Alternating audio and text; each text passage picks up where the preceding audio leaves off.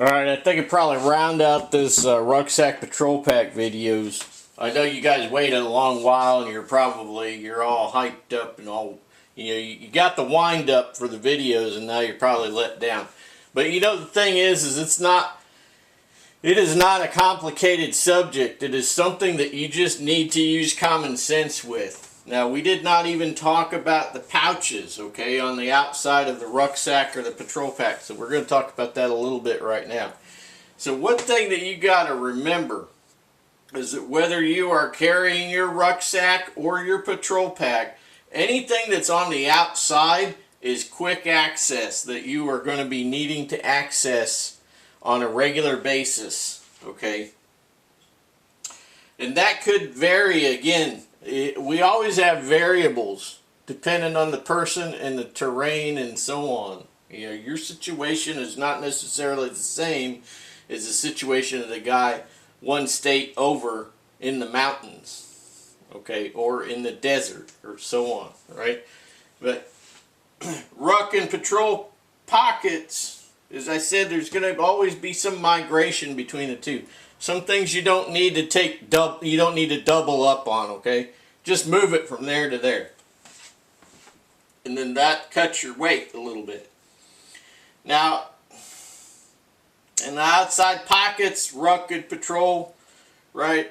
You're looking at things like cordage, bungees, your water kit, your radio kit, your hygiene kit, and you're going to want personal rope and carabiners. Okay, we talked about having a good rigger's belt with a couple of steel carabiners, and you're going to want a minimum of 25 foot of rope if you're in, say, a 4-man team.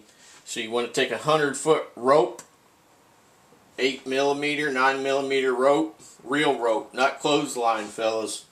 Talking about Oplux by Sterling or something equivalent, right?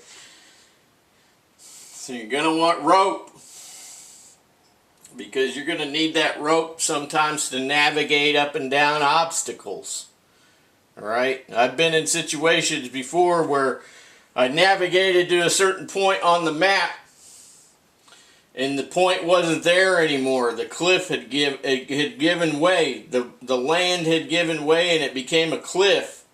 And we still had to either go all the way back because there was no way around this situation. It was either go all the way back to a certain point and navigate around and then get back on course, or it was get down that doggone cliff some way, and we elected to get down that cliff. And we had rope, okay? You gotta have rope.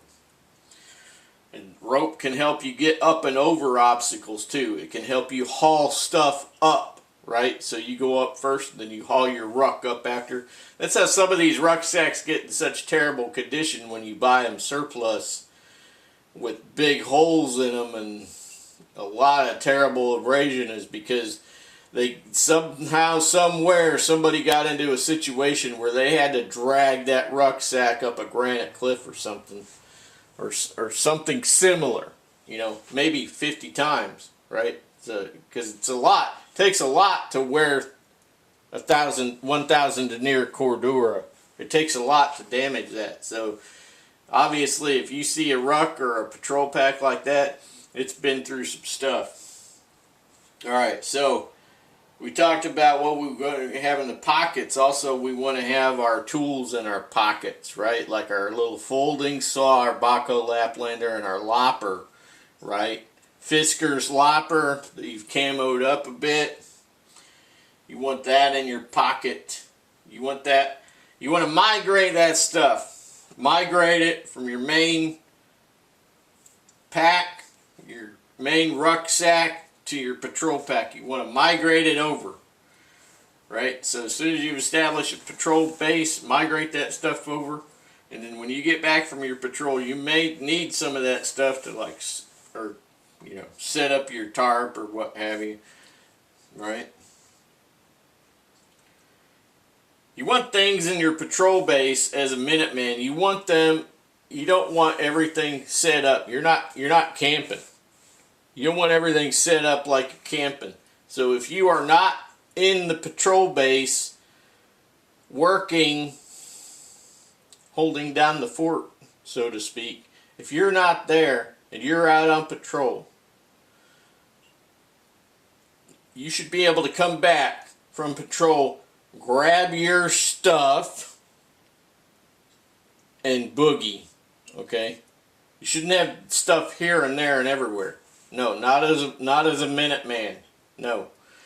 Now you see guys over in Iraq and A-Stand over there, they got basically permanent patrol bases. Guys are cycling in and cycling out, right? That was back when we were quote unquote still over there. I mean, we got guys everywhere all the time. Yeah, and that's not just the U.S., that's other countries too. We're talking France, the U.K., Russia, China. Yeah, even China. China is over in Africa, just like all the rest of us. We're all in Africa because Africa is, it's a place to be, you know.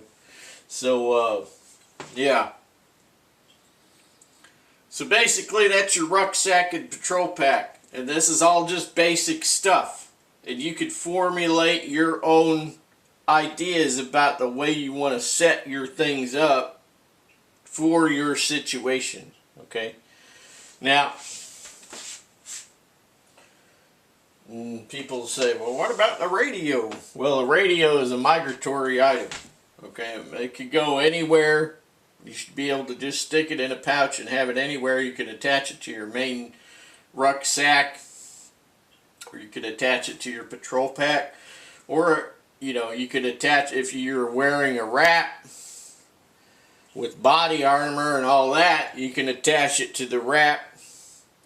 If you go in high speed and you have a remote control, you can put the radio on the back and you can have the remote control on your chest up in the admin area.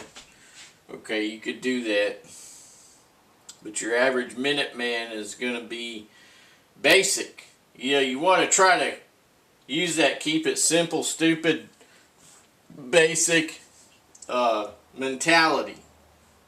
Try to keep it simple. Try to trim down your load. Have things that do multiple things. Okay? Have more than one, you know, spoon to eat with. Have multiple spoons in different places in your kit, you know,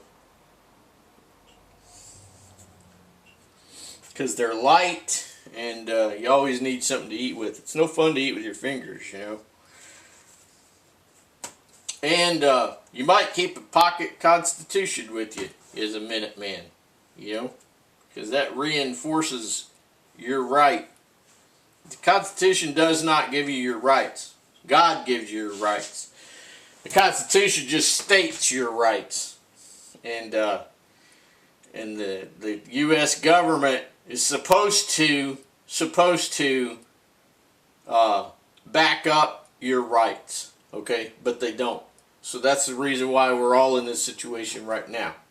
We're all in this situation right now. It's because the government has become uncontrollable. And they think that they're going to tell everybody what to do, and they're already doing it. They tax people so that you're poor, so that you never get rich, because they print money left and right. If the government needs money, they just print it. I saw that recently, and you know it's 100% true. If the government needs money, they just print it. They don't need to tax you. They tax you to keep you poor. They want to steal all of your money as much as they can and have you living from hand to mouth. Right? And we need to get rid of it. And I don't care if you're on the Trump train or not. I mean, I can't stand Harris. She's a total communist. But Trump's just another part of the government. You know, it may change for a little while. But then again, it may not. Possibility it could get worse, you know, just in a different way, like globally. But yeah. So I think pretty much we're going to round out the Minuteman series with these last videos on the rucksack. It is, as I have always stated, if you have a question, just feel free to drop a line, because even though I may not be here visually on camera all the time, I'm in the background doing stuff. I'm working. I'm doing stuff. Getting things ready. And you should be getting things ready. You should be getting things ready, because if you don't get things ready and you get caught with your pants down around your ankles, you're going to be in some serious trouble. Right? And people will tell you, well, that's insurrection.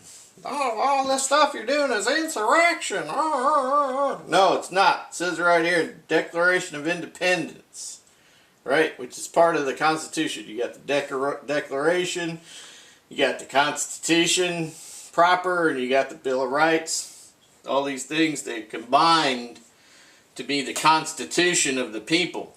And what this says is that any time that government becomes tyrannical, unhinged, uncontrollable, and is nothing but, you know, a tyrant, okay, then it is your duty and it is your right to abolish it. And I'm all for that. I'm ready to go.